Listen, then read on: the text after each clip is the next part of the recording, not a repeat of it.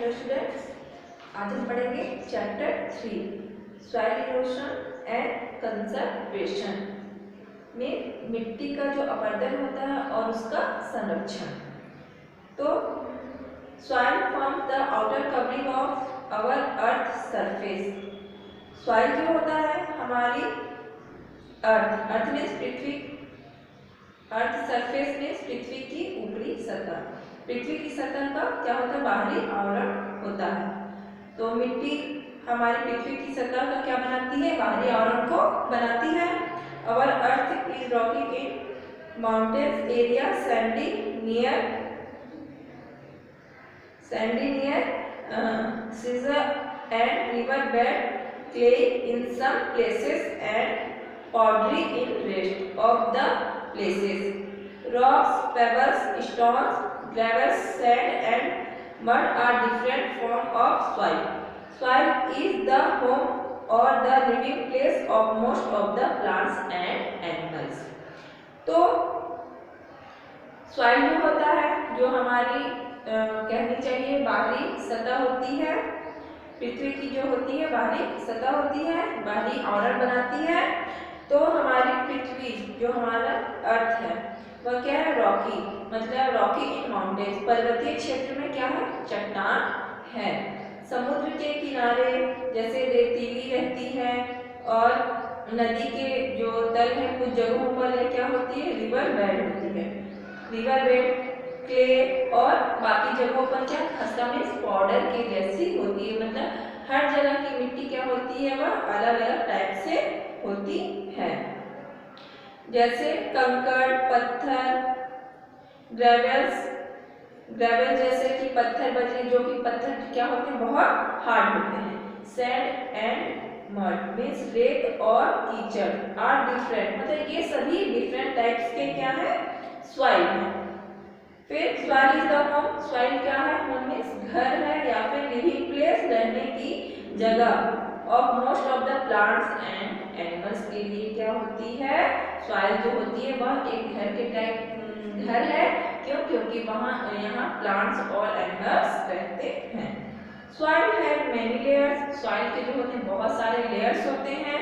The upper most layer is the farmers layer called top soil. Upper most means ऊपर की जो परत होती है उसे कौन सी परत कहते हैं? जैसे किसानों, फार्मर्स लेयर्स कॉल्ड किसानों की परत होती है, जिसे हम कौन सी सॉइल कहते हैं? टॉप सॉइल कहते हैं, ऊपरी सतह। शीर्ष मिट्टी, ये ऊपरी सतह शीर्ष मिट्टी भी कह सकते हैं। The extends to a depth of few centimetre, या कुछ सेंटीमीटर की गहराई तक क्या होता है? फैला हुआ होता है। The dead and decay of the plant and animal matter enrich this soil. Dead animal जो dead animals कहने का मतलब जो कि मर जाते हैं, पौधे के मृत और क्षय, और पशु एनिमल्स मैटर मीन्स होता है पशु, जो पशु होते हैं वह अपने बॉडी से बहुत से मैटर को शरीर के बाहर निकालते हैं। तो इस मिट्टी को क्या करती है? उपजाऊ बनाती है। ये सभी जैसे जो प्लांट्स मर गए हैं, जो एनिमल्स मर गए हैं, बहुत से एनिमल्स जो बॉडी से बाहर निकालते हैं, वो सभी क्या करती है? मिट्टी को क्या करती है? उपजाऊ बनाती है। Mostly loan and humus from the top soil. ज्यादातर मिट्टी से दोमट और टॉप, मतलब जो होते हैं ना ह्यूमस फ्रॉम द, किसमें होते हैं? टॉप सॉइल में होते हैं। Below this is found a layer of light shade called the subsoil, with bigger soil particles of sand and clay and not so much of humus. Further down is found the layer of stone and rocks. इसके नीचे जैसे रेत और मिट्टी के बड़े मिट्टी के जो होते हैं धरनी, इसके मिट्टी के जो कण के साथ क्या हो जाता है? उस मिट्टी नाम का क्या हो जाता है? प्रकाश छाया की एक परत पाई जाती है, और इतना अधिक धर्म नहीं होता कि नीचे पत्थरों और चट्टानों की परत पाई जाती है। आप लोग देखेंगे बुक में यहाँ दिया हुआ, साइड में डायग्राम दिया हुआ, top soil, sand, clay, payable.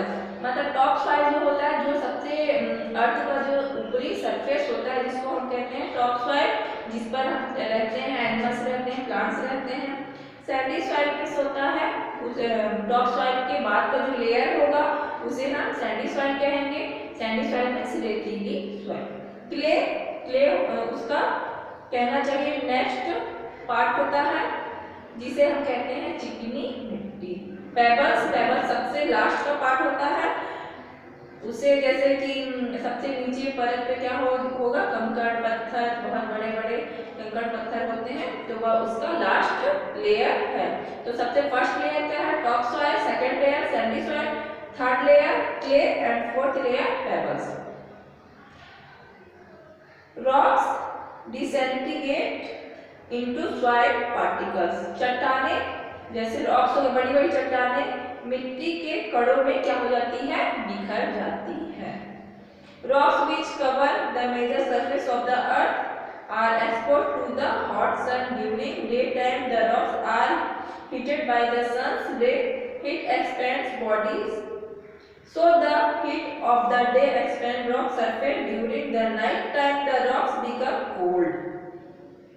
जो अर्थ की प्रमुख जो सतह का की कवर करने वाली चट्टानें क्या हो जाती है, गर्म हो जाती है। क्यों? क्योंकि सूर्य के जो सन है उसके संपर्क में रहती है। दिन के समय सूर्य की किरण द्वारा जो रॉक्स होती है को गर्म किया जाता है। गर्मी जो होती है रॉक्स की बॉडी को क्या करती है, उसका विस्तार करती है, मतलब उसे बड़ा करती है, एक्सपेंड करती है। इसलिए दिन की गर्मी चट्टान की सतह का विस्तार करती है और रात के समय चट्टानें क्या हो जाती है, ठंडी हो जाती है। So they contract this alternate expansion and contraction of rock surface break up the rocks into smaller rocks. इसलिए वे अनुबंध करते हैं चट्टान की सतह का यह वैकल्पिक विस्तार और संकुचन चट्टान को छोटी चट्टानों में होता है। मतलब सनलाइट की वजह से क्या होना, वह कभी बड़ा हो जाना, विस्तार हो जाना, कभी वह क्या हो जाता है, संकुचित मतलब छोटा हो जाना। ये सभी क्या करता है, चट्टानों में तोड़ता है। The action of expanding and contracting of the rocks is called weathering. इसे हम क्या कहते हैं, चट्टानों का अपक्षय कहते हैं, इसे अपक्षय कहेंगे। The weathering of the rocks makes the soil rocks are also broken to smaller rocks by the continuous blowing of wind. Soil is also formed by flowing water over rocks. Plants and burrowing animals also break the bigger particles to smaller particles. चट्टानों के जैसे rocks के विस्तार और संकुचन की क्रिया को हम क्या कह सकते हैं, जो चट्टानें हमें मतलब क्या होंगी, बड़ी होंगी, संकुचित होकर छोटी हो जाएंगी, टूट जाएंगी, उसे हम क्या कहेंगे, अक्षय कहते हैं, वेदरिंग। फिर चट्टानों का अक्षय किससे बनता है, मिट्टी से बनता है। जो विंड होता है उसके लगातार बहने से भी चट्टानें क्या हो जाती हैं, चट्टानें भी छोटी चट्टानों से टूट जाती हैं। पौधे और प्लांट्स एंड बुरोइंग एनिमल्स में जो एनिमल्स मर जाते हैं और जिसको हम जमीन के अंदर गाड़ते हैं, भी बड़े कणों को छोटे कणों में क्या करते हैं, तोड़ देते हैं। तो मैंने आप लोगों को ये 3 पैराग्राफ पढ़ाया है, आप लोग इसे अच्छे से पढ़िए, समझिए, और जो भी डाउट्स हो आप लोग मुझसे पूछिए। आप लोगों को मैं कल सॉइल इरोशन कल पढ़ाऊंगी। ओके।